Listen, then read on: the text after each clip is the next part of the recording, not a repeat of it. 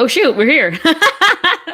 Hello, everybody. Good evening. Welcome to the Bad Batch Recap Show on the actual night that the show has premiered. How about that? I am your host, Catherine Damish, and my co-pilot, my hunter, Maui Jones.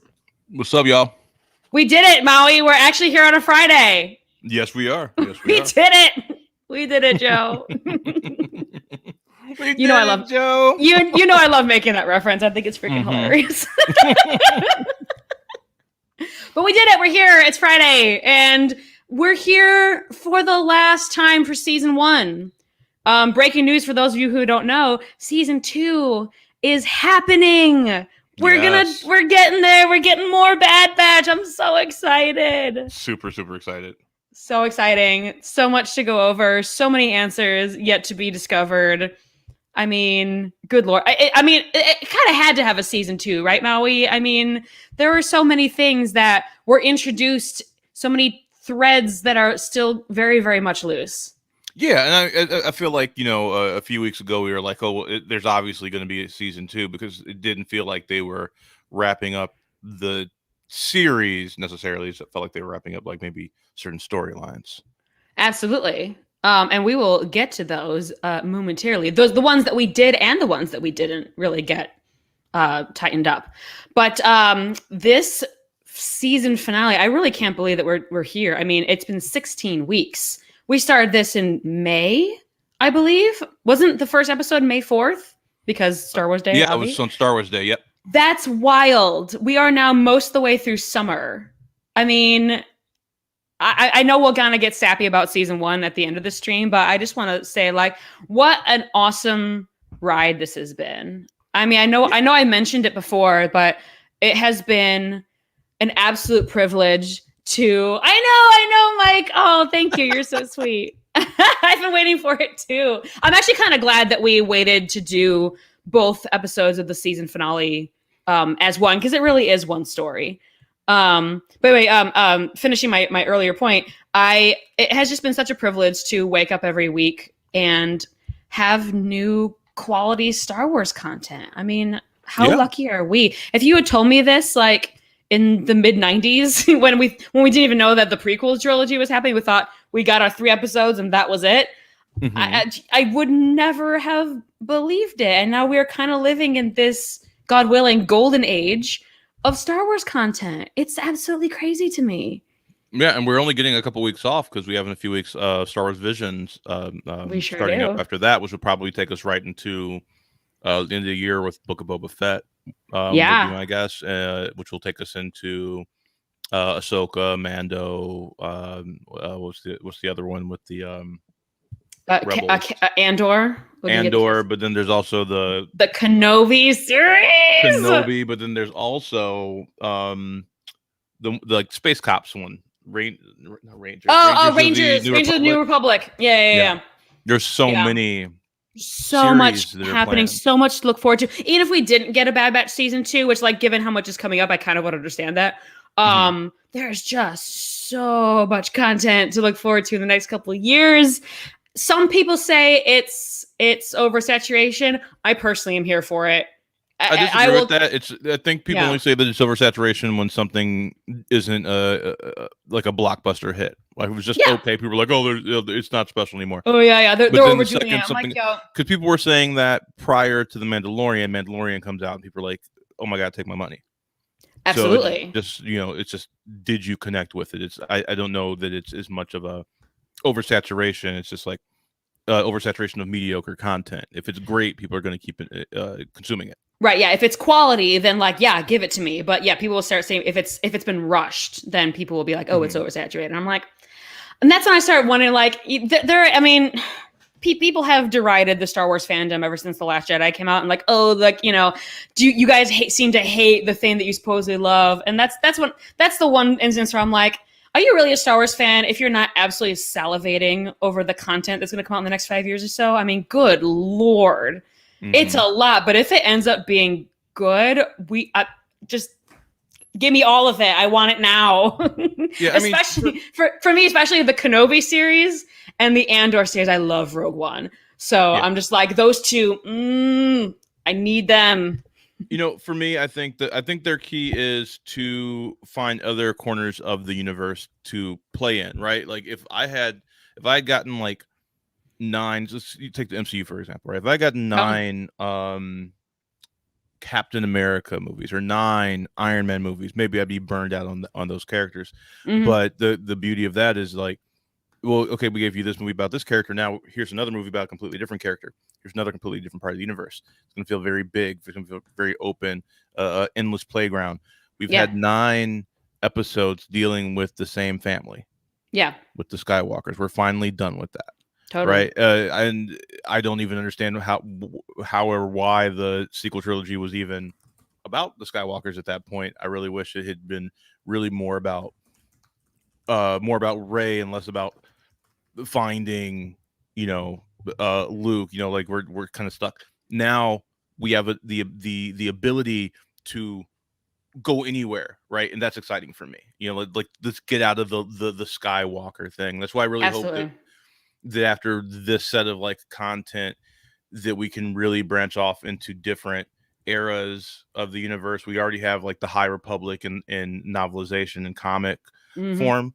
I would love to see that applied to this. I know that one of the other things they're planning is an Old Republic television show, Hmm. focusing on Sith. That's very exciting. The Hell yeah. Acolyte, I believe, is what that one is Yeah. called. Hmm. That's the most exciting thing for me. It's like, Okay. oh, let's get content in completely different eras, but still within this universe, still within the rules and the Jedi and the Sith. But now we have new heroes to root for, new stories to explore. Yeah. I feel like we can do an entire episode about like the stuff that's upcoming and what could be good or what we expect to happen. But we have 2 episodes to get through. I think we should get started here. Absolutely. Real quick, Eric said, to be fair, I'm in the Star Wars fandom and I kind of hate the Star Wars fandom sometimes. That's such a Same. mood. That's such a Hard mood, same. Eric. Yep. Absolutely. Yeah, yeah. I think that sentiment was more born out of like the rift that occurred post Last Jedi. But again, that's a whole other discussion entirely that I would love to have sometime, honestly. Maybe we'll do that for next week, because we have some weeks where we don't have a show to That's review, true. but we are going to continue our Star Wars coverage. Yes, we are. Surprise everybody. We're here. We're in here. your feeds. We're in your fandoms. We are legion. Yes. All right. All right. Bad Batch, episode 15, The Return to Camino, or just Return to Camino. When I found out this was a 2-parter finale, I just drooled. I was just like, yes, give me the drama. Give me the eventual, standoff with Crosshair. We knew it was going to happen. Mm-hmm. Okay. So we start off. Hunter is in Crosshair's custody, and Crosshair is going to use his comm to lure the Batch to Camino because he knows they're gonna show up. They wouldn't leave their boy hanging, their leader. And as I was thinking about this plan, at least the beginning of this plan, because we'll get to like Crosshair's endgame in a second, but leading the Batch to Camino is actually kind of genius because Camino is in essence an ocean planet. Topoka City is on a bunch of platforms. There's nowhere to go. Mm-hmm. I mean, you can't just like disappear into the forest. Where if you go off the edge of that platform, you're toast, man. You're absolutely toast. I will also point out this is the first of my predictions that came true. All right, go on. Was that the finale would take place on Camino? That you would sure go did. Back to where it started. That's the first of my. I was very happy with this episode because I was like, yes, my predictions are coming true. I'm very happy with this. That was my first one that like thematically, this should end on Camino, the birthplace of the clones. Really the birthplace of like the clone era. Like it's very symbolic of this kind of age of the Star Wars mythos. So I thought this was perfect. Absolutely, absolutely, and they really do justice to that origin story. But again, we will get there. So next scene, Techo are fixing the Marauder, and Omega is like pacing back and forth. She's impatient. And then Wrecker says they left Gregor with Sid, and they get that communication that Hunter is on Camino. This is more like tying up loose ends. Like, here's where we left our heroes, and this is where we're gonna go. So let's go there. Just basic story structure stuff. My first geek out moment of this episode was when the when Hunter and Crosshair landed on Kamino. Did you notice the soundtrack of that moment? It's the exact orchestration when Obi-Wan lands on Kamino in Attack of the Clones. And I was like, oh my goodness. I don't even know why I got so excited. They do such a great job with the music cues throughout the entire series to evoke like memories of things from the prequel trilogy. Yes. Yeah, and there are a couple music cues within this particular episode that I do want to mention, but that was the first one. I was also thinking about you being right about this. Yes, Maui! Come through. So they're walking through... Oh, wait, that's later. Sorry. Then the Bad Batch arrives at Kamino, and they land on a landing pad that was submerged under the water that only comes out like when they are, basically at water level, at sea level. And Echo's like little explanation for this, obviously this is because of Omega, but Echo's little explanation for this is, quote, Kaminoans keep a lot of secrets. Now here's my question. So we got Omega's secret landing pad that leads to the secret tube system that leads to Nala Se's secret lab. Okay, so we just mentioned how luring the Batch to Kamino is kind of the perfect plan because where are they going to go? Which is great if you're Crosshair, not so great if you're a writer because you kind of wrote yourself into a corner there. Isn't this all just a little too convenient? It is, especially because Nala Se didn't build the tube system on her own. Like, there would be records of it. It's not like it's a big secret. Like, it's a giant tube system that pops up to a landing deck in the middle of the ocean. Like, right. How many Kaminoans did she have build this structure? Exactly. It's kind of weird, but, kind of weird. Luckily they don't dwell on it too long. So I kind of just look past it. Yeah. Although it becomes really important in the next episode. In the second episode, yeah. Yes, it does. Yeah, I mean, it was definitely like a moment of, as we have mentioned in previous episodes, hand of the writer. But I kind of get it. Like, what are you supposed to do in this instance? Now, my first thought, which obviously did not end up coming true, is like, okay, if they're really trapped here, someone's gonna have to bail them out. I thought maybe be Rex. I thought maybe be, some kind of, origin of the Rebel Alliance kind of figure, something like that. I thought there was gonna be outside help here, which, as I just said, clearly did not happen. But yeah, that's one way of getting your heroes out of this sort of situation. A lot of Kamino ex machina, pretty much. Yes, and into what you were saying about like expecting some other people to show up, I'm really happy that they did not do that. Oh, really? I'm really happy that it's really about the Batch. It's not about anybody else. It is really laser focused in on our team. I really, really appreciate that. This is a story about the reconciliation, or not necessarily reconciliation, but the confrontation of like the complete Batch. Right? Yeah. I agree and disagree with that. I agree with you in the sense that I really like that we, yes, like you said, got to zero in on the complete Batch now that we have Crosshair back in the actual mix instead of just on the periphery. I do think, though, it'd be really cool to have some outside forces come in so we can see the Batch, again, as a unit once again, but within the context of the greater world, whether that's, Rex or whoever it would happen to be that came to bail them out. But we have time now that there's a season 2. But anyhow, I just want to say, sometimes I write things in my notes that may be only funny to me, but maybe not, because there's a secret lab and my mind immediately went to The Emperor's New Groove, to the secret lab with Yzma. I love that. Yeah. Thank you. I had to put that out there. I'm really sorry. But anyhow,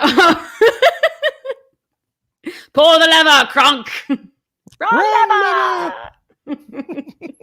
It's one of my favorite Disney movies. I freaking love The Emperor's New Groove. It's a good one. I saw it in theaters when it came out. Man. I did too. I think we were in Texas. We were on a family trip. Anyhow, so Hunter is being led by Crosshair to an undisclosed location, and Hunter notices that there are no regs about, and also no Kaminoans. And then he puts two and two together and realizes the base is being decommissioned. And he kind of warns Crosshair in his own way that the clones are next. And he's not wrong. Because as we know, clones are being replaced by TK troops. But yeah, that was kind of an ominous little nugget from Hunter there. Mm-hmm. Crosshair realizes that the batch is on the way, and this is where we start to get this ongoing back and forth, both in this episode and the next episode, between Hunter and Crosshair. Yeah. About how they view their interpersonal situation.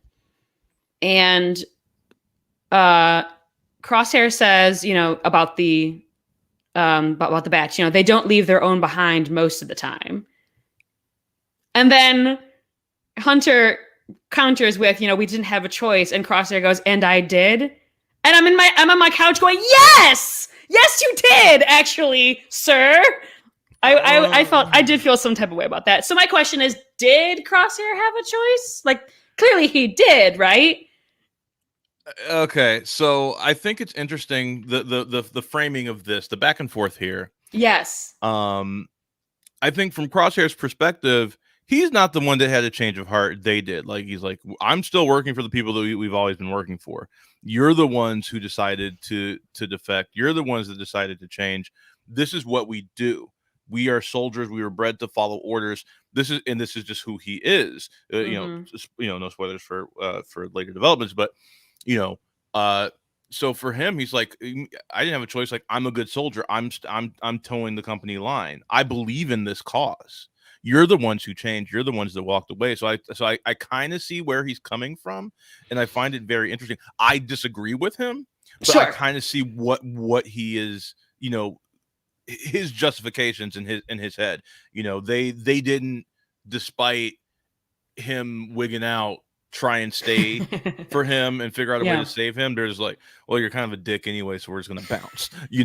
Whereas we've seen them in other situations do everything that they can to save other members of the batch. I kind of see why he might be a little let down by them, in his opinion. Sure. Where I have a problem with that line of logic, and as you just said, you're not the one who agrees with it, but let's follow that path down to its conclusion. That towing the company line thing, that idea ends when the Republic, which is who they're originally fighting for, is no longer the Republic. You can't tow the company line if the company no longer exists. Well, I see where you're going with that. However, the figurehead at the top is still the same. The name might have changed, but there wasn't an actual regime change. At that point, the Senate was a joke anyway. They're following. They're following Palpy. They're following Palpy. And, little Sheev. Right. So I think in his mind, like, oh no, this is just the next phase of what we're doing to bring order to the galaxy. Like, I think he's looking at it from that certain point of view, that, like, from my point of view, like, the Jedi and the rebellion, like, those are the bad guys. They're the ones trying to sow chaos and discord in a galaxy that we have brought order to. A unified rule. I think that he really believes in that. Sure. That he really believes that. I'm not saying that I think that what he is saying is right, but I think that's absolutely where his mind is, which is very interesting. Yeah, and again, if you go back to in episodes maybe 1 and maybe possibly 2, it's a little fuzzy now since it was back in May. But anyhow, I think when Hunter starts to see those changes, what it actually means on the ground to have the Republic turn into the Empire, and to see that his clone brethren are well and truly brainwashed, is when I think the 4 members of the batch minus Crosshair are like, deals off. Like, we have to do our own thing here. But I don't think it's correct, though, when Crosshair says he didn't have a choice. He absolutely had a choice. I mean, he could have made this. He didn't, obviously, but he could have made the same choice as the other batchers. Well, at that point, he had the inhibitor chip. He was captured, and they cranked it up to 11. So at the time, I guess he didn't have a choice. I don't know. It's an interesting statement, and I think it can mean a few different things. Yes, but and we'll come to this, but in the next episode, Wrecker says you never came back for us. Like you never went out to find us. Like we would have taken you back. Mm-hmm. I So maybe Crosshair never had love the that, by the initial way. choice. I do too. That's a great Yeah. point. So Crosshair didn't have the initial choice. I would agree with that there because he was so under their influence. But later could have made that choice if he had wanted to. Yeah, To say that that's he the thing didn't have a choice isn't really countered with, because it maybe at first, but eventually you did. right. You know, Right. but at that point, I think he's like, "Well, you started it." You know, like it's like Yeah. it's brothers, like neither accepting that both of them have a bit of blame in it, and like no one made the correct choice necessarily. Like I don't even think the batch made 100% the right choice. They made the Right. choice they needed to make to survive in the moment. Totally. You know, so which I think is an important distinction. So Absolutely.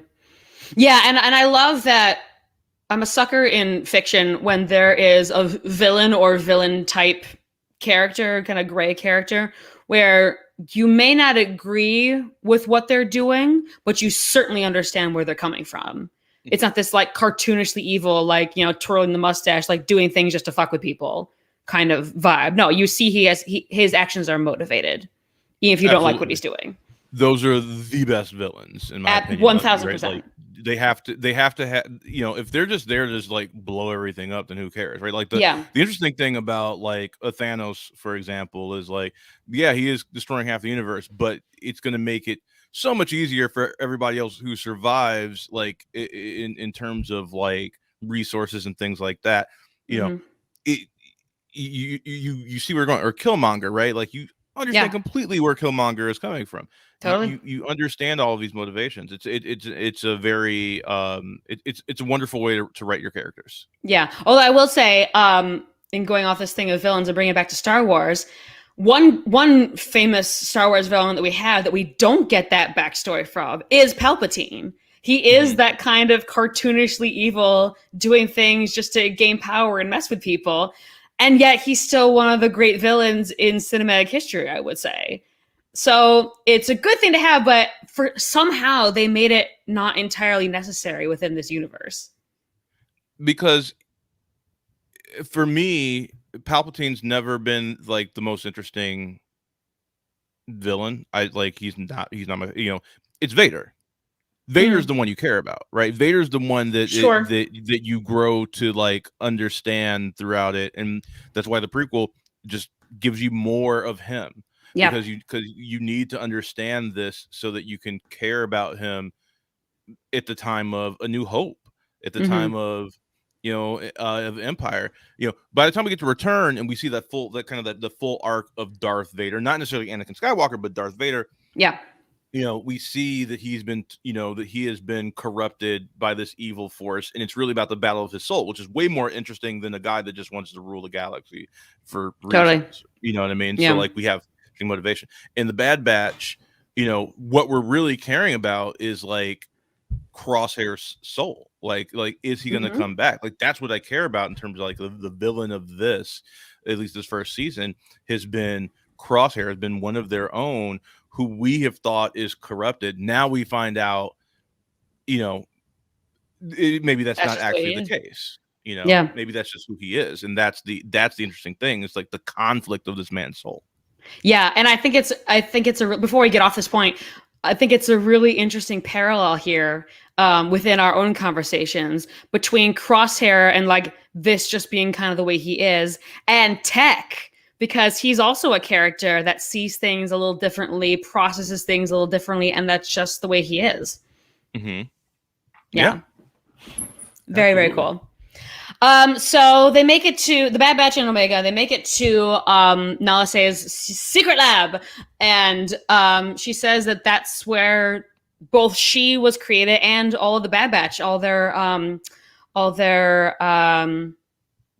quote unquote defects were all amplified. But we still, and when we got to this scene, I was really excited. I'm like, yes, we're finally gonna like know why Omega was created. Why is she this perfect clone of Boba, but she's female? Like all these things, and we didn't get any of those answers. And I'm like, okay, That's fine. That's But anyhow, another one that could that I just called. Like, I didn't think that was something that was going to come up. It just didn't feel like that's what they were building towards anymore. The last few yeah, I episodes have know. been like, I think like there maybe, if that's going to be a continuing thing, it's probably Hmm. going to happen in another season. Yeah, And yeah. you know, It's just like it's definitely we improving. were there in the right place, and I was like, and then it like kind of petered out. I was like, okay, And fine. then when we get back there in the episode after this, I was like, okay, maybe now, but no, I was like, okay, maybe now that we got the big stuff out the way, Right, maybe they're going to start the bread trail for the next season, right. and they didn't do it, which I No, thought they was didn't. interesting. Yeah, Mhm. yeah, and again, that's another thing we'll kind of get to. But they get to the lab, and we get the return of Az. I love Az. I really I love do. Az. I Yeah, love Az, yeah. especially in the last episode. Yes. Oh my MVP. gosh. Oh my goodness. We'll get again. I keep saying we'll get there, but we'll get there. Um, says that he's the one who informs them that the clones were reassigned and sent off world, and all the Kaminoans and scientists and so forth were put on transports. The place is essentially deserted. Um, we get back to Hunter and Crosshair. We still get more of this back and forth. Hunter says the Empire is using Crosshair, and Crosshair says that there's some bigger picture that Hunter is not understanding. Hmm. Which I feel like is something is the first time all season I sympathize with Crosshair even a little. I know, like again, you may not agree with him, but you kind of see where the man is coming from. Yeah, I think it was a little late though. Yes, I one want to thousand say like percent. I also didn't really sympathize with him throughout the thing, but I felt like I knew that I was going to eventually. But I think Mm-hmm. and when we talk about the season as a whole, that's one of my downsides of the season was not enough Yeah, Crosshair. totally, totally. Yeah, and I kind of get where they're coming from in terms of the story structure and doing this kind of reunion thing in the last two episodes. I kind of like that, especially with Crosshair's not actually joining up with them in the end. You know, he's still kind of doing his own thing at the end of the season. If they had gotten back together and been like, yes, we're all this big happy band once again, we're all brothers. I would have kind of liked to see them all in action together, but since that's not how the story ended, I'm okay with them only coming up at the end. But I Hmm. would have liked to see more Crosshair throughout. I do agree with you on that point. Hmm. But anyhow, so the comm signal that Hunter's comm is sending out leads the Bad Batch to underneath the training room. Omega and Az stay behind to kind of be their reinforcements because you don't want them in the middle of the freaking training room with Crosshair and a bunch of TK troopers. I actually thought it was kind of cool that this episode led the Bad Batch back to the training room, which is kind of where this all began, isn't it? Hmm. Because in the episode one, you had them in the training room where Tarkin is kind of seeing what their capabilities are and, what this Bad Batch, this Clone Force 99 is all about. And I was like, ah, that's kind of a cool little parallel there. Hmm. But Crosshair indicates to Hunter that he doesn't want them dead. And he wants to give them a second chance. Hmm. Again, we kind of get this whole thing between Hunter and Crosshair, like between these two episodes, like 5 or 6 times. This whole like conversation is brought up again and again. I don't want Hmm. to keep coming back to it, but there are layers that stack on top of each other as this conversation progresses. But this is not one of those times. So Crosshair wants to send Omega away to protect her.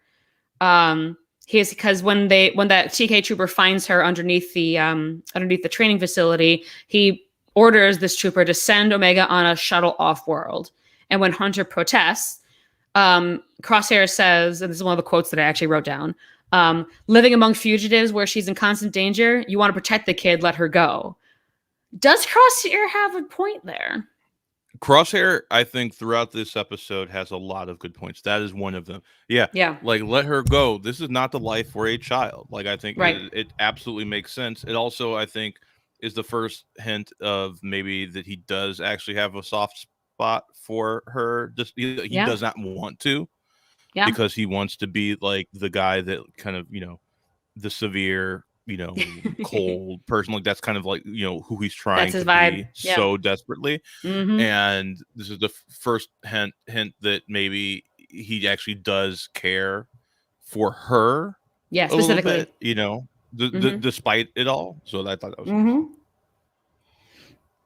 Yeah, my only objection to this hypothetical idea that they should let Omega go is like, where would she go? Her whole life has either been on Camino or on the run with the Batch. Mm-hmm. Like, where do you put her? I mean, you can't bring her to Nala Se. She's with the Empire now. You can't bring her to Lama Su because he's presumably dead. We didn't see him die, but presumably. Mm-hmm. So it's like, where would she go? You can't bring her to Rex because Rex would be basically the same life she had with the Batch.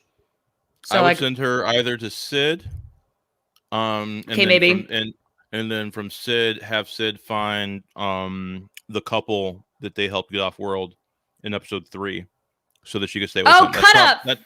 Yeah. Cut That's LaQuaine. Probably like, if I Not were Cut Up, that's a Hunter, different guy. I would have done that episodes ago. Because which he wanted to. I think that was a storyline back in that episode. Yeah. And he like tried to leave her there, and she like wouldn't go. Yeah.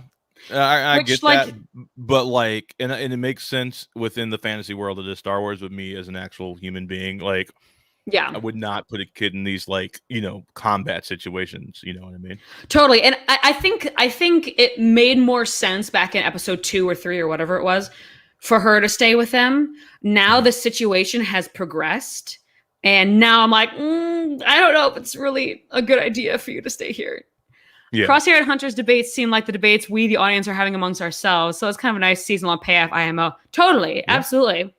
100% agree with that. Yeah, that's a really cool feature of these 2 episodes, I will say. Mm-hmm. Then Crosshair kills the stormtroopers. Well, he orders them to stand down, and they're like, no. And they're like, no. And so he's like, okay, nah, son. Yeah, we see what you're up to, and we don't really like it. Mm-hmm.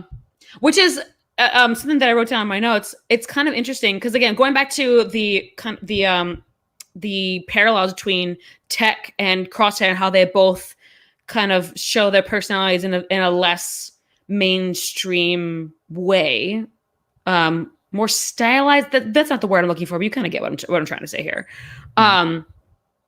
In this way, in killing the stormtroopers so he can give the Bad Batch this second chance he's been talking about, he's kind of showing his affection to them through violence. Well, whereas I think we, as we've discussed many times, where we mislabeled Tech as a sociopath, right? This actually is a sociopath. He loves them. Mm-hmm. It's hard for this sociopath to love people. Mm-hmm. Doesn't give a shit about anybody else. So he's like, let me show you how much I love you. I'll just murder all these guys.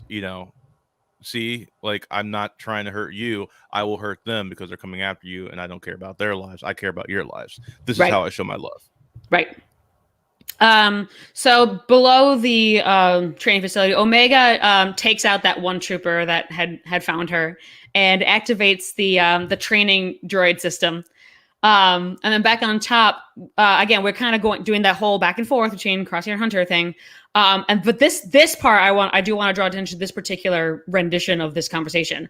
Crosshair, actually proposes for the first time, join the Empire, like actually gives him his kind of end game here, and you will have purpose again. And Hunter's response is, you really don't get who we are, do you? And that's yes, we've been kind of like hinting at this disconnect between what he's after and or his methods and Crosshair's methods. But this is the first time it's like, here it is in black and white. Our objectives are the same. We both want to keep the band together. We both want to survive, but their methods are what is keeping them apart. Yeah. Hunter cares about their survival, like, and now their independence, right? Like he has changed throughout the course of this. We saw him question these things in the first half of the season. Question what do we do without marching orders? What do we do when we're just, if we're not soldiers? Who are we? He's processed all that. Crosshair has decided that, I want the band together, but we need to be soldiers, though. Like, this is what we do. And he doesn't realize they have evolved from that. They have changed from that. And so he said, you really don't get who we are. I think he should say, the more accurate statement would be, you really don't get who we are anymore. Yes, totally. And it really harkens back to, I mean, this ages old conflict between security and freedom. Mm-hmm. You know, Crosshair wants the security of being with what he expects is the winning team.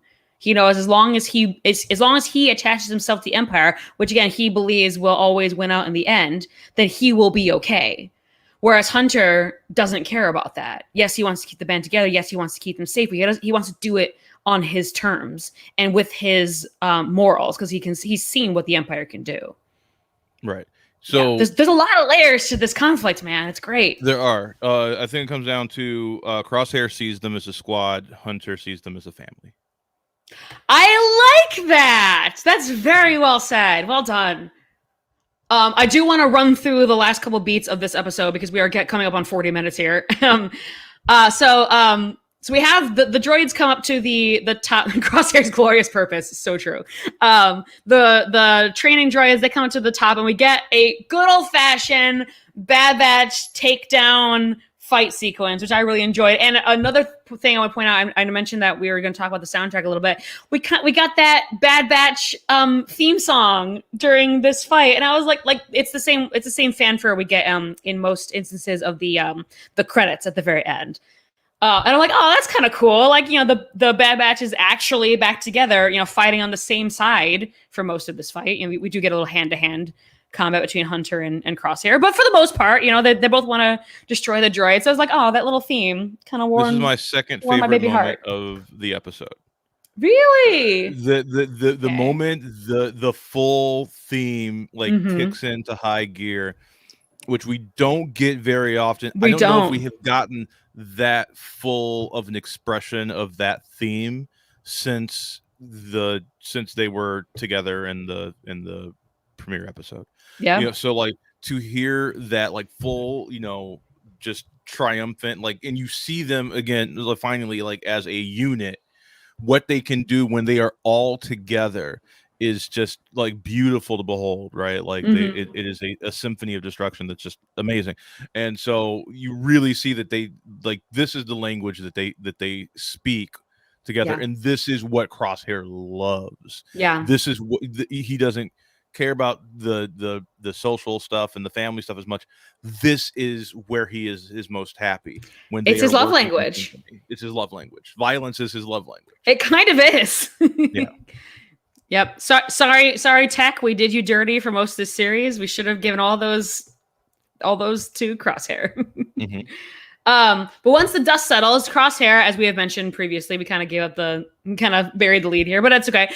Reveals that his inhibitor chip was out pretty much all along. We don't know exactly when he got taken out, but this rendition of his self is who he is. And with that, Hunter stuns him. Wrecker grabs Crosshair. And Rampart has pulled all the remaining forces off Camino, and he is prepared to fire on the city. Before you get to that ending part, real quick, I think the most logical place for where his inhibitor chip was taken out was after he was injured by the engine when they were getting their inhibitor chips out. Yeah. That's probably where it got taken out. The damage was right about where it would have been. So I think that makes sense. I also kind of like that because then just thematically, his inhibitor chip has been out just as long as theirs have. Yeah, absolutely. Yeah, I saw somebody give that theory, and I think it's a really solid one. I love before the Empire starts to fire on Camino. Do you notice those last shots of these Camino sets? You know, we got the mess hall, we got the lab where all the fetuses were being stored, and they're all like completely abandoned, completely empty. It's almost like we're saying goodbye to it. You know, this is like our last look at this landscape, so to speak. It was the thematic goodbye to the clone era. Totally. And it was beautiful. This is the other thing I was super excited about, because like one of the last things I said in our last episode was, what if this ends with the destruction of Camino? Like thematically for the clone era, this would just kind of be very poetic to see absolutely this end with the destruction of the Kaminoan cloning facility. Yeah. It is a way to end cap this era of Star Wars. Yeah, you And hit a lot of nails on the head in this one. yeah, I'm not gonna lie, like I got a little choked up in that moment. Like when I was I did watching too. it, I was just like blown away by this. I was just like, wow, like what an incredible finale. Because I cry for a lot of different reasons. Like when I'm watching something like this one, I was Mhm. kind of just like overwhelmed with just like how like thematically beautiful this moment was. Like the bittersweet feeling of like the cloning facility finally seeing its destruction and realizing like this is the end of the clone era. Welcome to the original trilogy era. Yeah. Yeah. It is the end of an era. Um However, I thought it was interesting that they ended it in this way. Rampart opens fire on Topoka City. And we've never seen, at least in like visual media and in TV or film, we've never seen this kind of World War II style like firebombing of a whole area. We've seen cities and so forth being taken over on the ground. We've never seen like a bombing from the air. I don't count the Mm-hmm. Death Star like blowing up Alderaan. That doesn't count. Mm-hmm. But like Mm-hmm. this, like low to the ground, like we're gonna take you out by fire and bombs and that kind of thing. I don't know, I just thought that was interesting. Yeah. Um, Now I was talking about this episode in the 2 weeks since we had, since this we had last spoken and when this episode dropped. I was talking to a friend of mine who is a really big Star Wars fan, like bigger than I am, about this episode, and he really did not like. He thought it made no sense why the Empire would destroy this facility. Do you agree with that? No, did you give reasons? I no, because he's like, well, you could have kept this technology around, and you could have used this to help the Empire rather than just getting rid of it. My counter to this is it makes yes but you kind of have the cloning technology now that you've gotten LSA, Yeah. and you are by getting rid of the Camino facility. If you are to rebuild one of your own, you can build it in a place and in a way that you can control. The way Right. that Camino is set up, they have no control over what they do over there. Mm-hmm. I mean, for God's No. sake, in Attack of the Clones, Obi-Wan couldn't even find the place at first. So it's got to be way the hell out there. And then, the Kaminoans like have their own ideas about how they want their technology to be used. Yeah. I don't really get that. Like I don't understand. I don't think I agree with him. Yeah, I didn't either. He eventually did concede the point. He kind of saw where I was coming from, but his first instinct was like, "Why are you doing this? This makes absolutely no sense."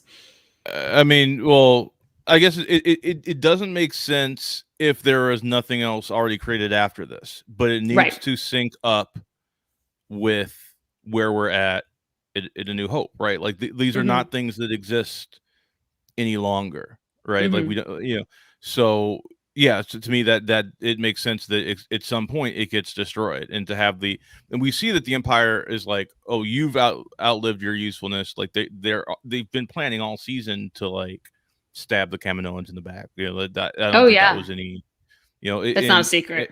it's also kind of indicative of the hubris of the Empire. Oh, we can Totally. do it better than you. We have all the resources we need, and they never were able to perfect the cloning technology in the same way. Like Yeah. because we don't see that being used in the same way anymore. Well, it's also So very. yeah, It's it also kind of makes very. perfect sense to me. Yeah. Sorry, I didn't mean to cut you off there. You're fine. It's also very much like a toddler taking his toys away. Like if I can't have it, nobody can.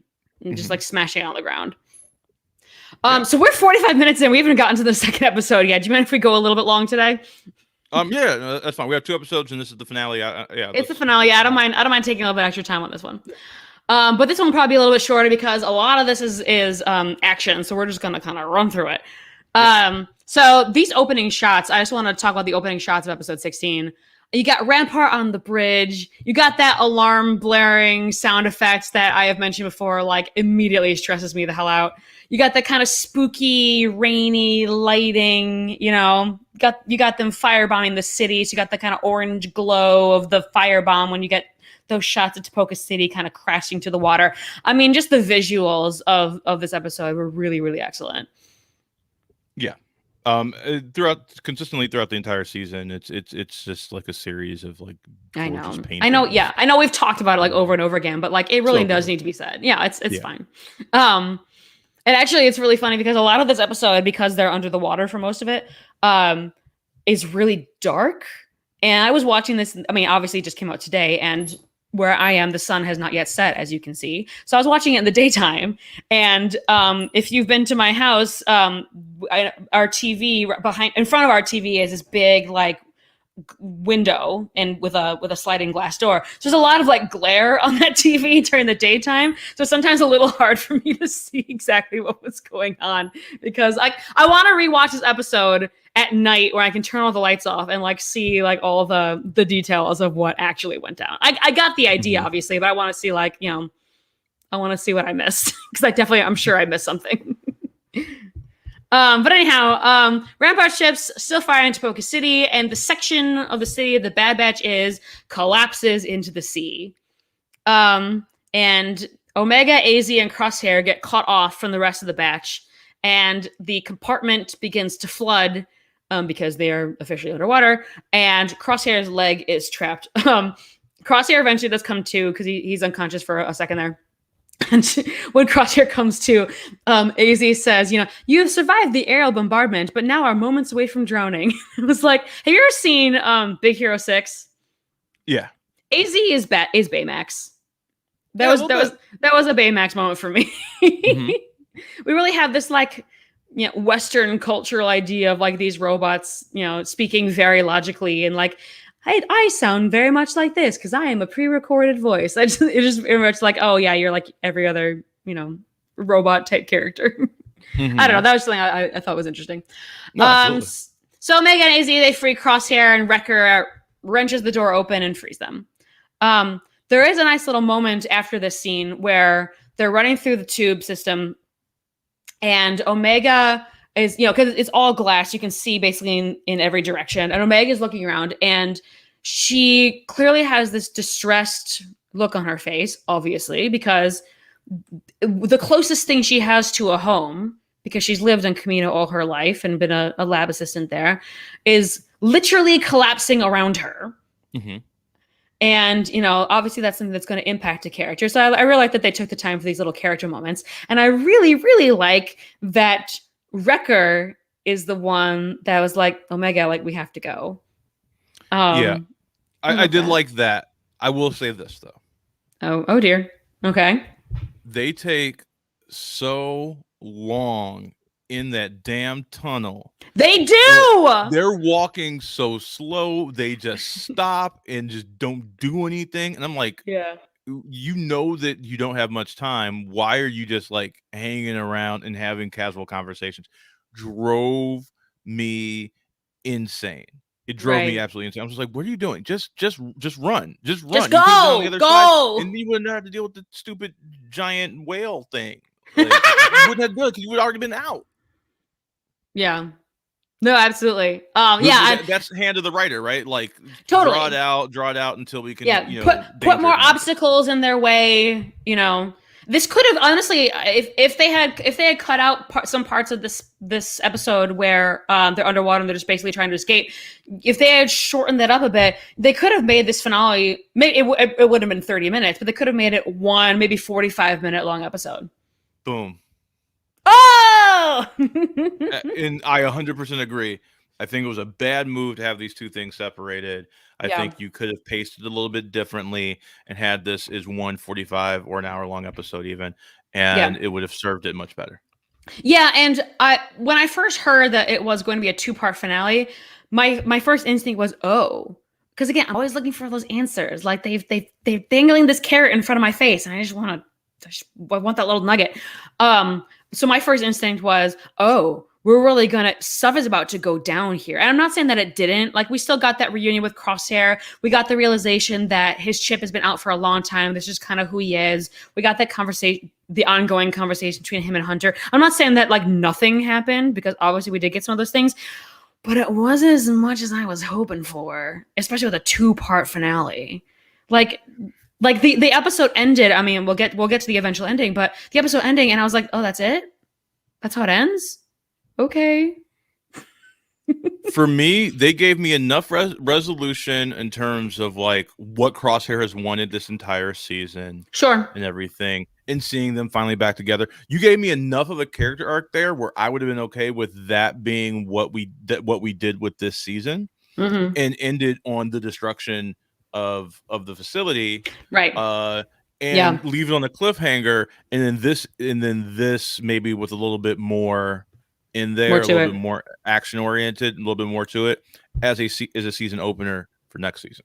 Yeah, I mean those final shots of empty Camino facility and then them firebombing Camino would have been an awesome Perfect. ending to this. Oh, amazing, amazing! Mm-hmm. Like Yeah. As a both an end to Camino, an end to the season, an end to the clone era, and beginning like the original trilogy era. Like just wrapping it all up in a big bow. It was Mm-hmm. just so thematically perfect. Yeah. But yeah, no, I completely agree with you there. Where was I?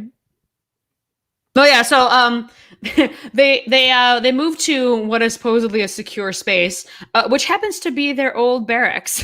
I was like, okay, so this combined with the training facility parallel that we just talked about and from the previous episode, it almost feels like they're giving the Bad Batch, I mean the characters, like their own fan service.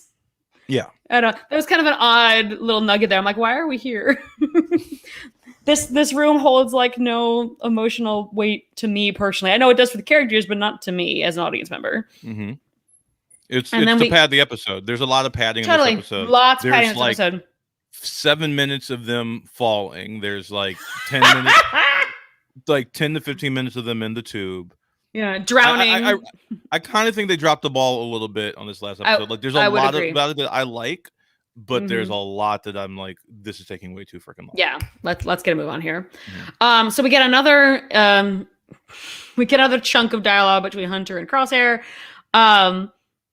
You know, all these missions together, and you threw it away when he sees like those little marks in the wall of all the completed missions that Wrecker was doing. Mm-hmm. You know, and he says soldiers follow orders, but which Hunter crunches with, you know, a real leader protects a squad. And I'm just sitting here like, Hunter, my boy, my guy, is this the person you really want to keep around? Like, why are you trying? I get that you like came up together. You both are Clone Force 99. You're kind of quote unquote brothers and all that. But like, from a practical sense, like, do you really want to keep Crosshair around? If you guys disagree this fundamentally on this many things, and if he feels that butthurt that you abandoned him after he tried to kill you, like, is this really a family worth keeping together? I mean, yeah, I get it, right? Like he doesn't want to kill him, but he would love to change his mind as long as they're in the same room. I think they're going to keep trying to sway each other because both of them truly do love each other as family, but they disagree so fundamentally that like they're always going to be trying to get each other to like come to their side. So I Right. get it. It's the same relationship like in Doctor Who between the Doctor and the Master, who's another Time Lord, who's like basically like an evil version of the Doctor. And but they were best of friends. They grew up together, and the Doctor, you know, is constantly thwarting him. Never doesn't kill him or anything. It's because he's always like believes that I know that there's something in you that's good. Mm-hmm. Yeah, it reminds me a lot. For me, it reminded me a lot of characters in season 1 of Game of Thrones. You kind of have the Ned Stark who wants to do everything like by honor and, you know, by what's right, and then there's people like, no, like what's honorable and what's right will get you killed. Like we're here to survive. We're here to like advance ourselves and our house. Mostly the Lannisters, but you know what I mean. Yeah, I just thought I was like this dynamic cannot continue. this is not a happy family here. Mm-hmm.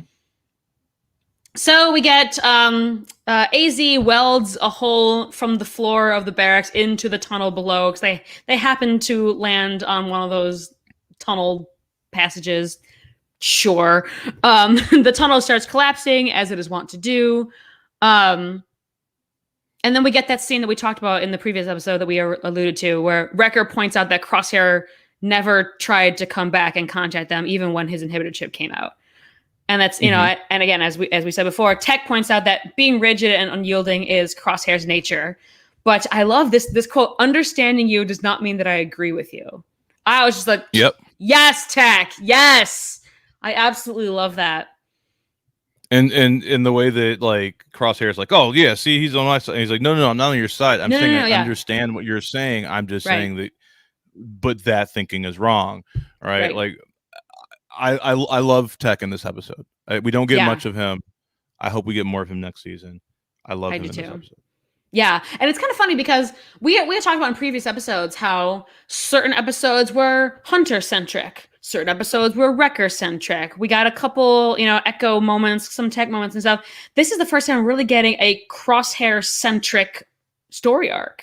Yeah, because we didn't spend as much time with him, and so now we're starting to understand him as much as we understand the other characters, just because we spent more time with those characters and we got to know them a little better. Yeah. Interesting story structure wise. The tunnels are protected from sea creatures only when the power is active, but since Taboka City has been destroyed, it is not active. So when they are starting to get bothered by a sea monster, AZ starts it, and he's able to protect them from said sea monster, and the sea monster goes away, but it shorts out because there's water literally everywhere, and you can't really have water and electricity together. Not a good idea. But they do eventually make it to Nala Se's lab. And we get that little nugget. Again, I'm always looking for answers. I want more. We get that little nugget that technically Omega is older than the Bad Batch, which, like, I guess really isn't much of a realization for the audience because we know that Omega is a perfect clone of Jango Fett, even though we have our issues with that statement, but we'll take them at their word for now. So she wouldn't have the growth acceleration, whereas the Bad Batch likely would. So it kind of makes sense that Omega is older than the Bad Batch. Now, granted, I never really thought about it. It's not really that much of a revelation, but like it makes sense. They actually said it in the previous episode. Did they? I don't remember that part. Okay, never mind. When they were coming in to Nala Se's, and she explained, she's like, "This is where you were born," and they're like, "How do you know that?" She's like, "I was there." Yeah, I guess. Yeah, but they didn't spell it out quite like they did at this point. She literally says that. She said I was there, but she didn't say like when you were born. Like she was working with Nala Se at the time, and then when they're coming out, she doesn't say that. One of the other Batchers say that. Yeah, probably. Like she was here. She's older than all of us. Right. Mm-hmm.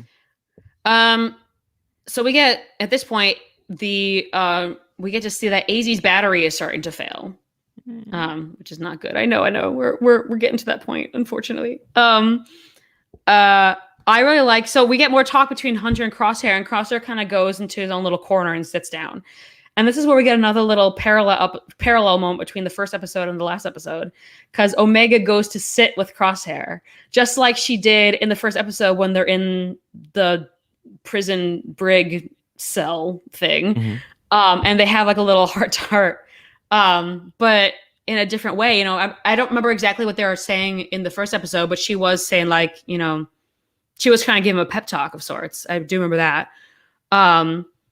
But at the end of this conversation, she says she wanted to believe that it was the chip that was making Crosshair this way, but obviously she was wrong. And I was like, the first time they did this, it was really uplifting and lovely. And now it's like, oh, look how much has changed. It's kind of sad. Mm-hmm. Yeah. Mike says it seemed like the revelations in the secret lab were meant to be bigger revelations than they felt. Like totally. The music swells, but not to me. Yes. Right. I 100% agree. Yeah. And I feel like maybe the reason for that is that a lot of the things that they're talking about in these labs are things that we've touched on before. Mm-hmm. Again, we have this ongoing conversation between Hunter and Crosshair. We know, if I hadn't really thought about it, but it makes sense that Omega is older than the Bad Batch because she doesn't have the growth acceleration. Like there wasn't really anything new. Some things were fleshed out to be sure, but it's not really a revelation if it's not new. Right. Yeah, I agree with that. Just like I have a lot of issues with this episode. Like it doesn't like break the season for me by any stretch of the imagination. No, not at all. But it just felt like a lot of padding and coming off of like what I thought was a flawless episode, the episode before. That it's a shame. It's a shame that it couldn't match the energy of the previous episode. I don't know that if it was possible that it could have though. So yeah, absolutely. So we're getting to the end already. I mean, we've only been in this episode for like 20 minutes, but we're getting to the end already.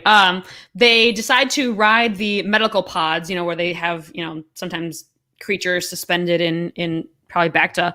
But they decide to ride those medical pods since they are watertight up to the surface, powered by AZ.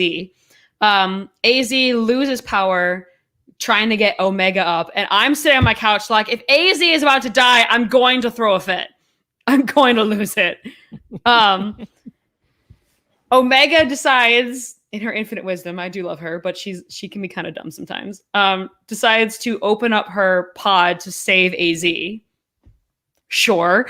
And then Crosshair shoots this like harpoon like thing into the water, it basically into AZ's chest to drag them both out at the same time. So, you know, even though Crosshair doesn't have this affinity for Omega like he might for Hunter for the rest of the batch, like it's not like he's completely heartless.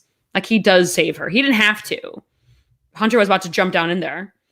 Why does a little girl get her very own pod? good question? Good question. Tech and Echo had to double up. Crosshair and Hunter had to double up. She's in one by herself for reasons, yeah, and it makes sense for her to go with someone else because she's smaller, and also AZ is losing power. You don't want him to waste more of his power, like getting this whole other pod up because. Yeah, no, that's a really good point. It's another hand of the writer moment, I'm sorry to say. You had to put Omega in danger because it's a little bit more drama to add to this episode, to pad it.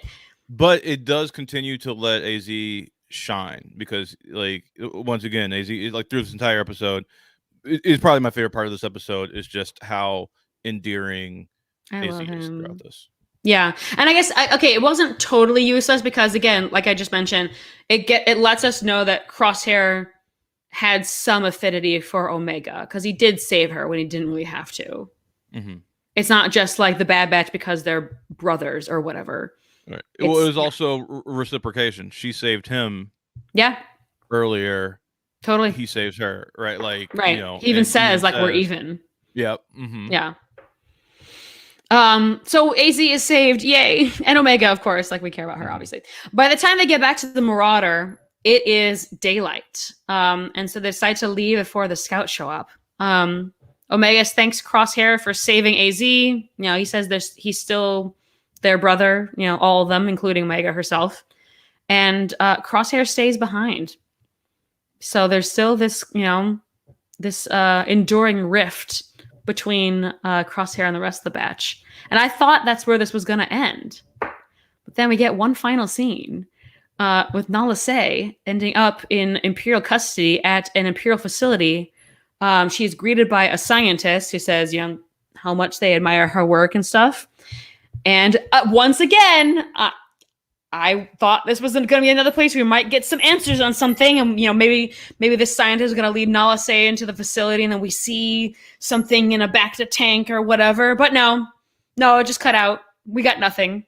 You get nothing. You lose. But what we did get, though, this is actually something else that I was calling, was that lady that we see, she's wearing the same uniform as the cloning scientist from The Mandalorian. So, like, there's our connective tissue there. So she's obviously going to be reallocated to some of the newer cloning stuff, some of the newer, like, you know, things they're trying to do in terms of like manipulation of force sensitive beings, strand casts, things like that. Like this is our path to that. Okay, this might be a blasphemous thing to ask, but I'm gonna ask it anyway. Mm-hmm. Is cloning overdone in the Star Wars universe? Get a lot of freaking clones running around between the clones, you know, the originals. You got Boba, you got Omega, you got Palpatine in Rise of Skywalker, apparently. You got Baby Yoda, Grogu, you know, helping that progress along, you know, against his will, but, you know, still, like, it's a recurring theme. Is it kind of overdone at this point? Yes and no. Yeah, I mean, yes, they use it a lot. But the entire like theme whereas like Jedi versus Sith is the whole thing in the original trilogy. Cloning is the thing for that era. And it endures. So like and then after that, and it's a kind of a mix of like Jedi and Sith and clones. Like these are kind of the big broad themes of Star Wars. So like yes, like it's a well they go to all the time, but it's just because kind of like that's just how the world is. Yeah, I mean, I see Jedi versus Sith as like a big overarching theme. I mean, good versus evil. I mean, it's the classic storyline, obviously. I feel like cloning was never really meant to go this far, personally. I feel like cloning was supposed to be like, oh, that's how the Republic got to, raise an army in a short amount of time with nobody knowing about it. I mean, that was kind of the hand of Darth Sidious, making the Clone Wars happen. I don't think it was meant to be this much entrenched into the universe. I think different writer just so I can finish up. I think different writers over the years have taken that and ran with it. I don't think it was ever meant to be this enduring part of the Star Wars universe. I guess I couldn't. I don't know that I could speak to whether or not it was intended. Sure, no, that's just the way I see it. But it is. Does that make sense? Like, yeah, maybe it wasn't, but it definitely is. Especially Filoni's, like, if you were to point to one defining thing with Filoni, it is clones. Yeah. Right. Well, yeah. I mean, he did the Clone Wars. Like, right. That's kind of a big deal. So it makes sense to me that would be a well that is often gone to. Yes.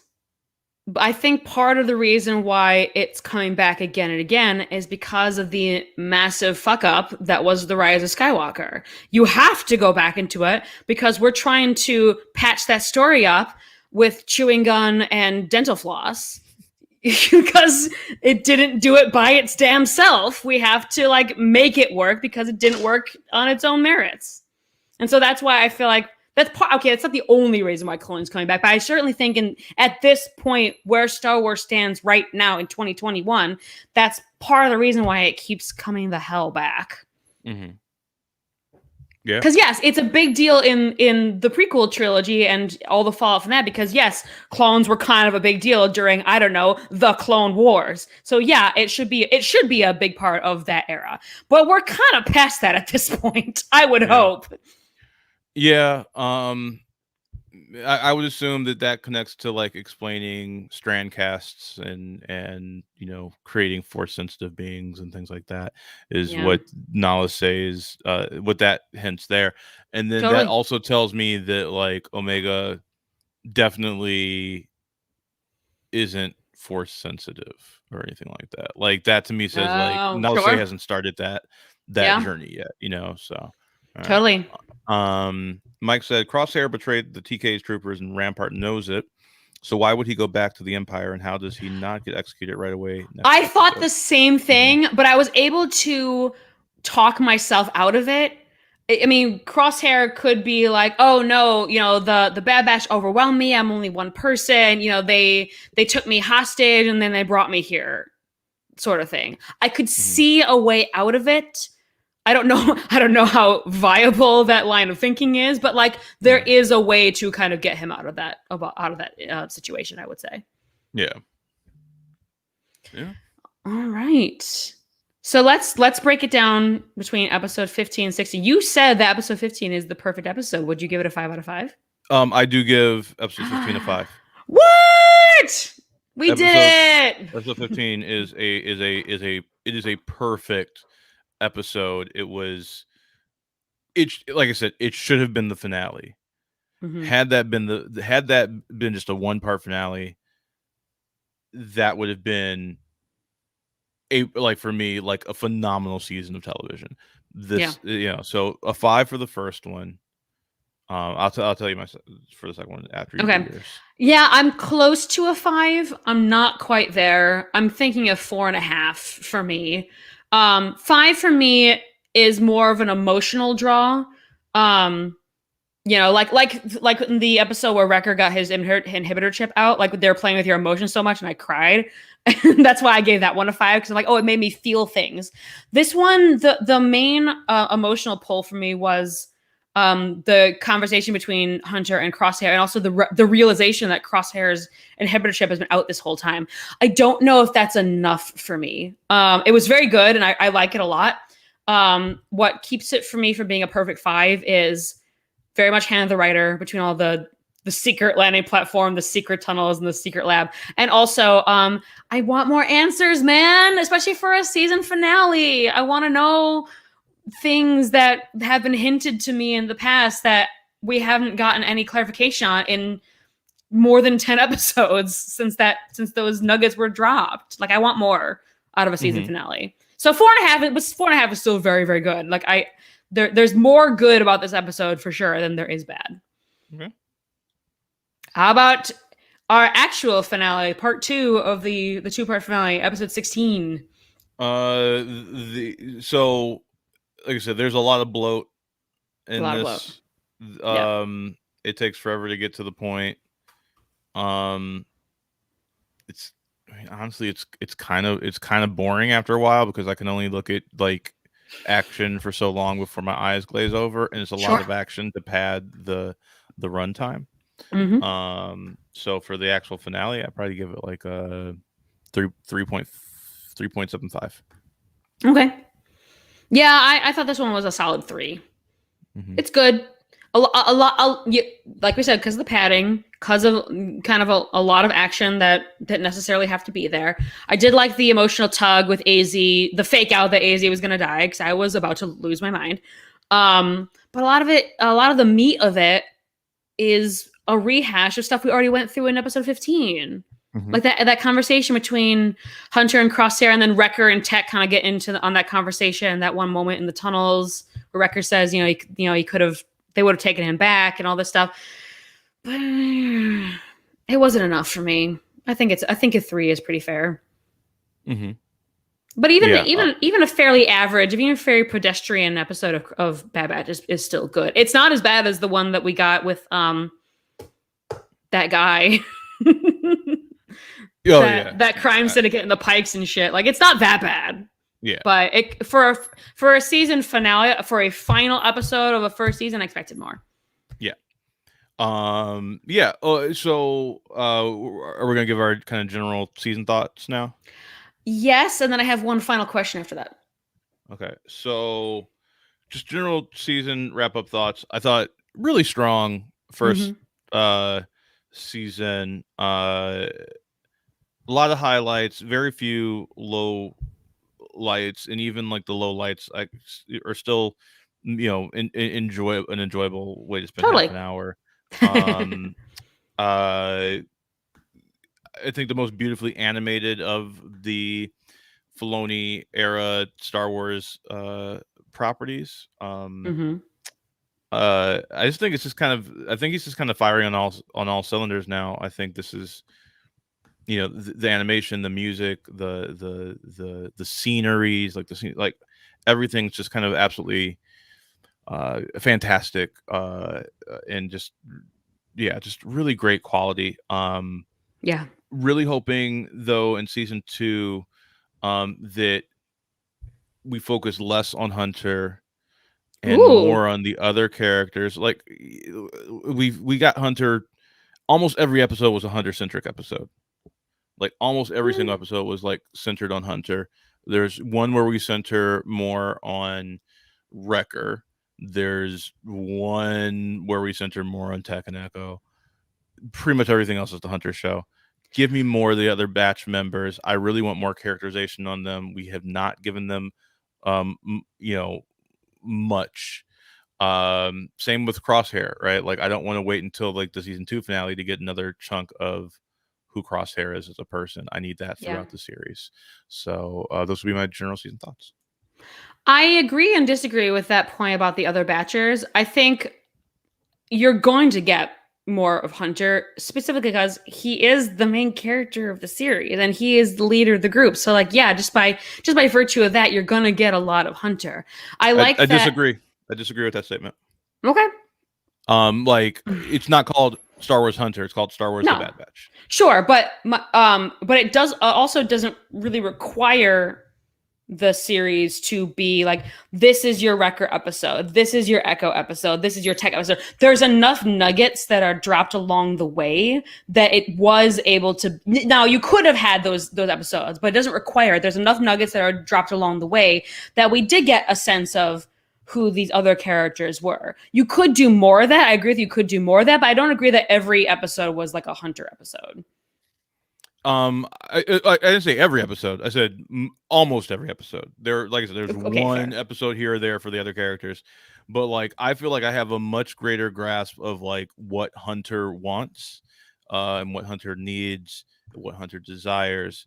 I don't feel like I know that for any of the other characters except Echo. Yeah, well, but also Hunter, I think, is kind of used as a proxy for the wider Bad Batch because he's the leader. So, like, what he wants for them is, unless somebody speaks up, which they haven't, except for Crosshair, that is, in essence, what the rest of them want as well.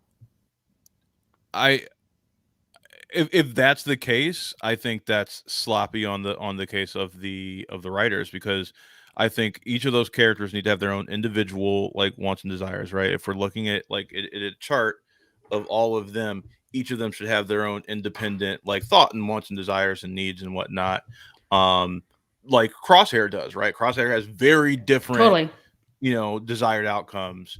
Hunter has very different desired outcomes. The rest of them, I get the sense that they do as well, right? Like Echo would probably lean real hard into the Rebel Alliance, Totally. for example, if given the chance.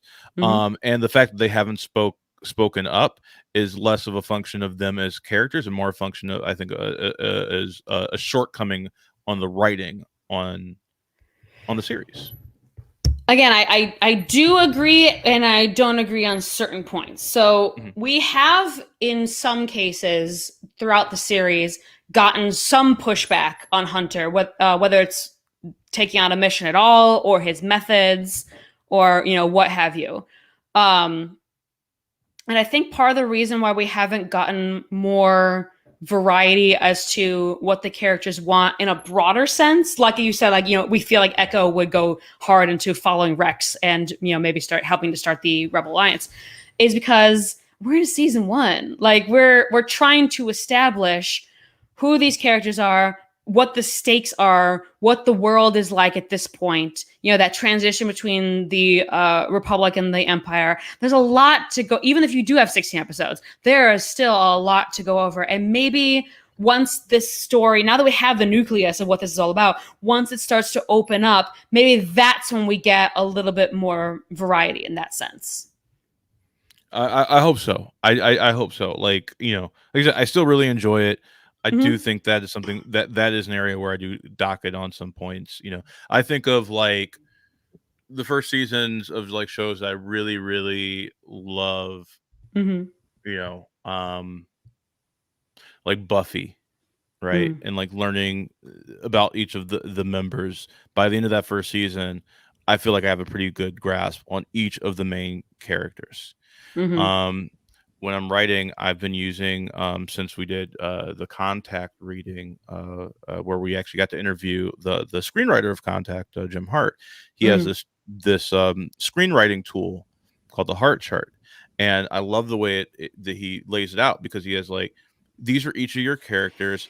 Ask these questions of each of your characters, and each of them should have a satisfying arc throughout the course of that season, even within the episode, right? Between your episode, between your season, between your series, you should be always asking these questions of where your characters are and where are they going. And like I've really felt like throughout this, like especially with Tech and Wrecker, Mm-hmm. especially like we got a pretty good episode with Wrecker, but he like that's really Wrecker focused, but it's not about Wrecker's wants or desires. It's about him struggling to fight the inhibitor chip. That doesn't tell me who he is, right? Like I know that he's like a fun-loving guy, but like I also know that there's probably more to him. I've gotten hints of that, suggestions of that in his relationship with Omega, which is one of my favorite parts of the season. Me So I too. really hope like season 2 to see them go deeper into his nurturing side, that he's not just some Yeah. big dumb brute, that he actually she is caring and soulful. Like I really want more of that because it's my favorite aspect of his personality. Totally, yeah, and but I also want to have compassion for the writers too, because in addition, as like I mentioned before, we are in a season one, we're trying to figure out where we are in the story, but also I think adding to this difficulty is the fact that you are writing for a team centered story. So in a sense, they kind of, at least on some level, have to be aligned because if they weren't, you wouldn't be a team. So I agree with you that I do want to see some variety down the road. It's just hard to do that when the whole idea is to keep this family together. Mm-hmm. Yeah, absolutely. Um, And I think taking out that one episode and replacing it with something completely different would have probably done leaps and bounds for giving us a little bit more characterization of some of those other characters. Yeah. If there was an episode or two in between them going to save Hunter, where they're trying to figure Yeah. out where Hunter is or how to save Hunter, and seeing how they act in his absence, where they Yeah. get to assert themselves more, because then that also gives you some track to explore in season 2 of, well, we also can function without you, Hunter. We also can do things without you. We don't need you to always be deciding everything. We're still capable, soldiers and individuals on our own. That gives you some interesting track to lay there. I think showing, they did, I think, a good job with the time that they had to give us with Echo, but like more with like Echo and like, am I man or am I machine? Like, who am I? That stuff. There's so many interesting things you can explore. It doesn't necessarily have to become antagonistic between them and Hunter, but like just other aspects of them as they're exploring. Like, so for me, maybe season 2's theme could be, who are we if we're not soldiers? Not who is Hunter if he's not a soldier?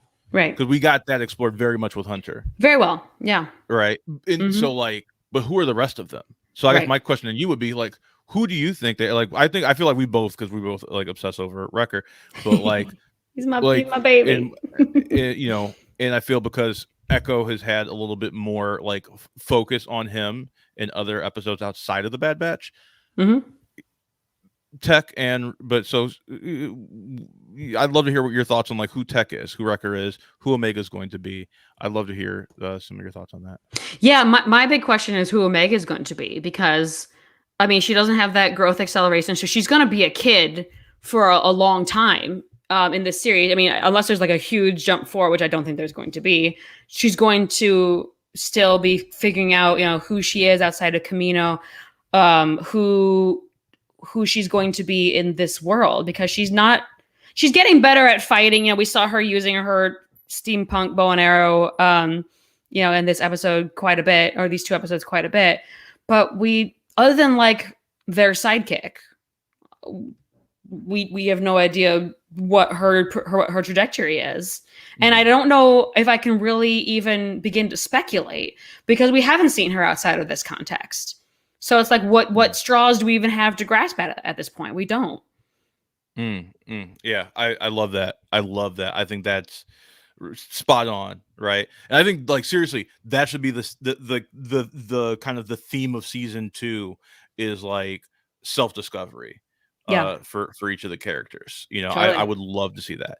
2 things from Mike. Mike said AZ should have died, would have given this whole thing a real cost. Yes, I think that with the way that last episode was structured, AZ definitely should have died. Ultimately, I'm happy that he didn't, because that gives I think season 2 you see like Omega and AZ working together, right? Like that's her R2. So I think that's exciting that she kind of has that going forward. So that's really exciting for me. But I think, yes, the way that this was done, that would have felt right. When I thought that AZ was going to die, even though I was upset because I like AZ as a character, I was like, okay, I kind of get where they're going here. Like, I don't love it, but I understand it. So like, I agree with you, Mike, but again, like, because I love AZ, I'm glad that he's okay. So I pretty much agree with you. And he also said, Maui, I love the way your mind works. Thank you for your thoughts and explanations. Thank you so much. Sexy. So I guess my final question to wrap up season 1 is, obviously this is not the first Disney Star Wars thing that we've gotten. Even within the realm of TV, we've gotten Clone Wars season 7. We've gotten Rebels when Disney first acquired Lucasfilm. We've gotten Bad Batch. We've gotten Solo. We've gotten Rogue One. We got the sequel trilogy. Where does Bad Batch land on your as it is right now on your hierarchy of Disney Star Wars?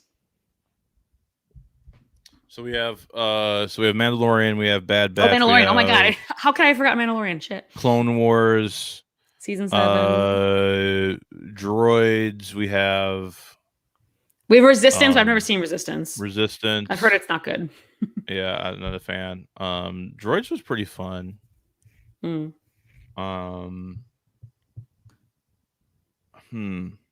I actually think I like the plotting and pacing in this show better than in The Mandalorian. I love The Mandalorian. I probably would say that, like, I love The Mandalorian more, but The Mandalorian's function is very different. The Mandalorian is like, you know, these beautiful tone poems. It's not saying a lot. It's like a haiku versus an epic poem, right? Like, The Mandalorian is a haiku. The Mandalorian is saying, you know, very intentionally specific things with very little. Whereas Bad Batch is a lot more verbose. There's a lot more happening. I would say that those are probably the are we including like Rebels or just like all the animated like fare?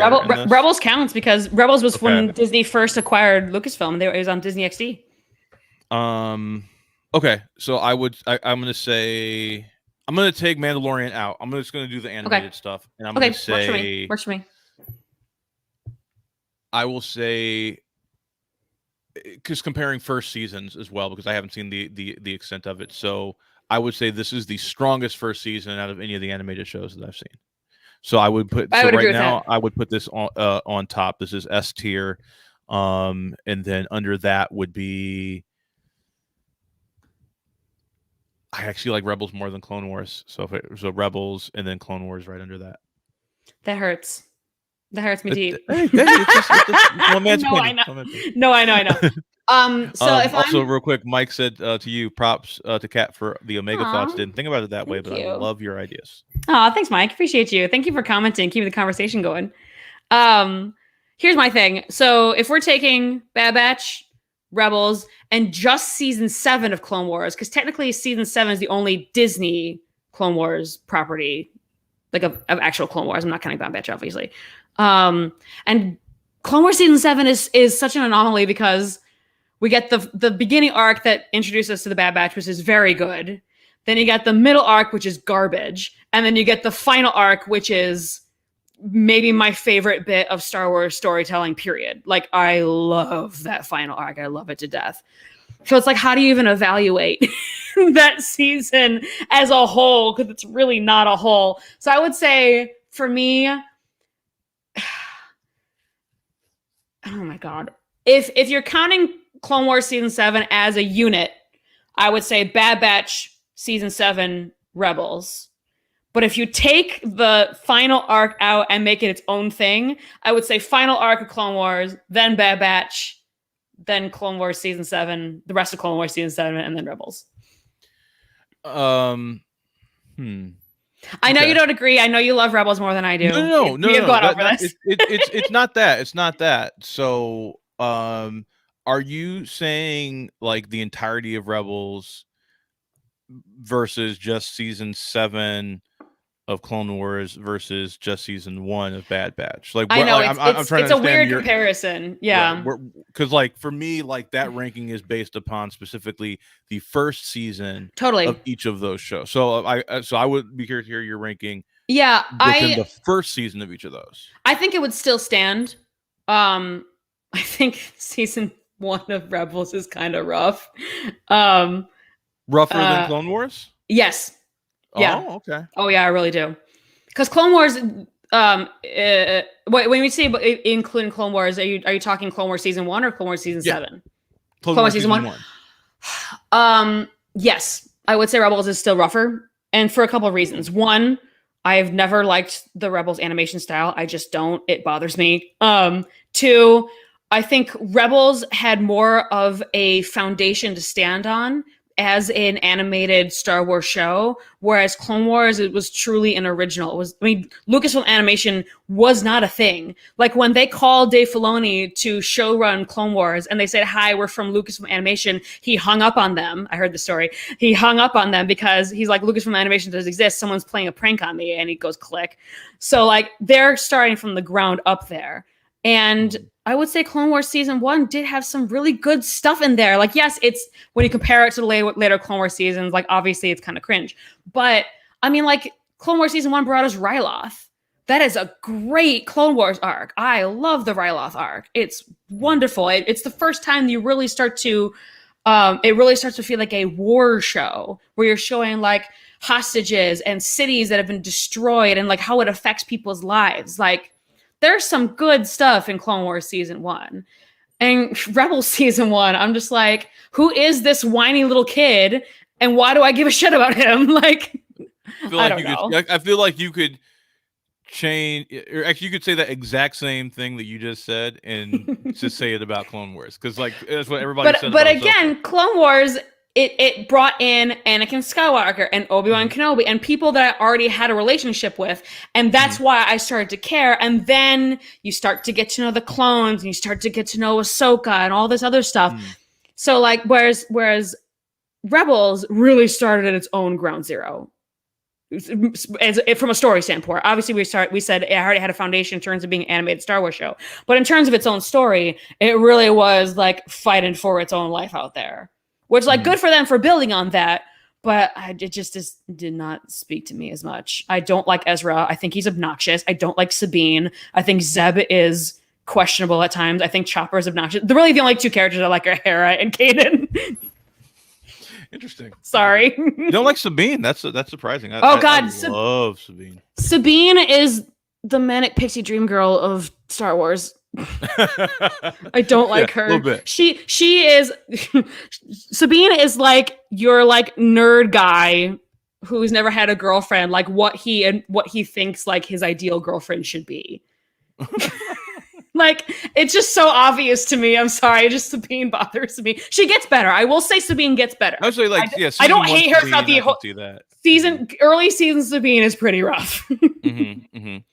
Um, the the Mandalorian arcs in Rebels are Mm. so They are good. good. Yeah. I won't I'm They're not going to say all of Rebels is so good. garbage. There are good parts of Rebels. Yeah, she really like comes to like I think all of them do really like final season Kanan is like Iroh level. Like I love him. Ezra I think is absolutely fantastic in the final season as well. Mm. You know, diving into the deeper mysticism stuff of the Force in the last season, I thought was really really fun. I love Rebels. I love to dive into like the more like We should. We really arcane. need to have it out about Rebels because when We, they introduced like the world between world and time travels, I'm like, I'm out. I can't do yeah, this. This is I dumb. I love hate that. this. Oh, I I hate it. love that. It Yeah. breaks so much crap. Whenever you introduce time travel into a franchise that doesn't have time travel, it breaks everything, man. There's no way to do that cleanly, especially in an established world like Star Wars that we're so much explored. I hate it. I hate this so much. I'm sorry, I can't. Have you read a lot of the like expanded universe stuff, like pre Disney like I read some of novelizations? it. I won't say a lot, but I've read Uh-huh. some of it. Because like in there, I think it primes you for some more creative uses of how people can manipulate the Force.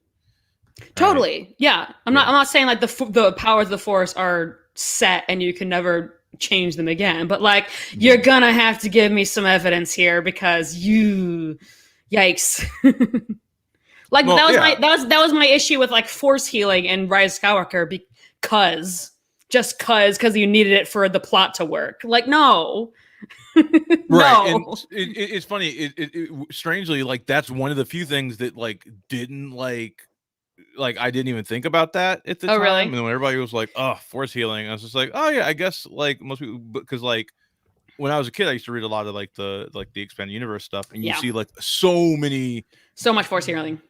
force healing and different kinds of uses for the force and things like that. So like that didn't actually like bother me That's funny. too much. Yeah, that's interesting. Yeah. Yeah, we have to figure out what we're going to talk about for We next week. Maybe we do can, need to talk offline. yeah. Because Okay. Rebels will be a good one to talk about. Maybe Yeah. some other stuff would be Talking about like our favorite, what's our like top 3 Star Wars films and why, or characters, or whatever the hell we have. There's a lot to talk about between now. It was September 22nd was the I think we have beginning? maybe like a month. Yeah, we got about a month there. Okay, Yeah. cool. Mm-hmm. Well, that's a wrap on season 1. Wrap on season 1. We did it. I see you, Mike. I see this comment. Rebels is the best. Oh, gross. Gross. Okay. Yeah. Maybe that's what we should do for next week. Would you be down for like a Rebels conversation? Oh my God. I would need to see, because I don't like Rebels very much. I don't rewatch it that much. I rewatched a couple episodes for like what we needed for this show, like when when Gregor came back. But like, I would have to review a lot of stuff. You'd have to give me a little more time. Have like a general conversation. Yeah, I guess. I'd have to like maybe see like the synopses to reorient myself. Like, okay, what happened like day to day in this show? I obviously remember like the big stuff, but day to day. Yeah, we talk like the broad strokes, the big arcs throughout the series. Yeah, maybe. Yeah, it could be fun. It could be fun. It could be good. It could be good. Yeah, no, we'll think about it. Whatever you want to talk about next week. That could be a fun one, though. That could be a fun one. Yeah. Yeah. I'll bring my boxing gloves. No, hey, if you don't like it, you don't like it. That does not change my enjoyment of it. I'm just I know. And I don't hate it. I don't want people to think I hate Rebels. I don't hate it. It's just. I mean, clearly you hate it. It's fine. Yeah, obviously. Maui, this has been an absolutely fantastic endeavor. I have loved every minute of it. I have loved getting to know you better, because when you first asked me to do this with you, you were just like someone I kind of knew from doing the movies, but not much else. And it has been an honor and a joy getting to know you and getting to talk Star Wars every week with you, my friend. Same, yeah. Now we're like super buds.